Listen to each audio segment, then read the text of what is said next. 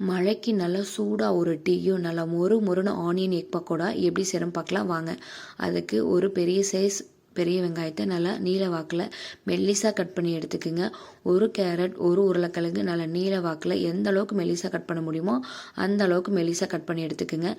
4 table spoon கடலை மாவு, 2 table spoon அரிசி மாவு, காரத்துக்கு 1 ஸ்பூன் வரமிளகாத்தூள், நல்லா குட்டி குட்டியாக கட் பண்ணி வச்ச ஒரு கைப்பிடி அளவு கருவேப்பிலை, அதேமாரி மல்லித்தலையும் ஒரு கைப்பிடி எடுத்துக்கலாம். உப்பு 1 ஸ்பூன் எடுத்துக்கலாங்க. எல்லாத்தையும் நல்லா கலந்து விடுங்க. அப்போ தான் மாவில் நல்லா மிக்ஸ் ஆகி வரும். கொஞ்சம் கொஞ்சமாக தண்ணி சேர்த்திக்கலாங்க. அதிகமாக தண்ணி சேர்த்திடக்கூடாது. ஏன்னா ஆனியன்லேயும் அந்த கேரட் அதுக்கப்புறமா உருளைக்கிழங்குலாம் தண்ணி விடும். அதனால் கொஞ்சம் கொஞ்சமாக தண்ணி சேர்த்துக்குங்க. அதுக்கப்புறமா நம்ம ஒரு 4 முட்டையை நல்லா வேக வச்சு சென்டரில் கட் பண்ணி எடுத்துக்கலாங்க.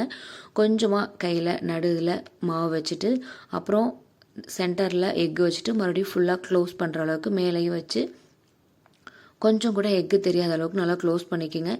நல்லா எண்ணெய் சூடானதுக்கப்புறம் ஒவ்வொரு பீஸாக சேர்த்திக்கிங்க. வெந்ததும் 2 பக்கமும் திருப்பி விடுங்க. அப்போ தான் நல்லா வேகுங்க.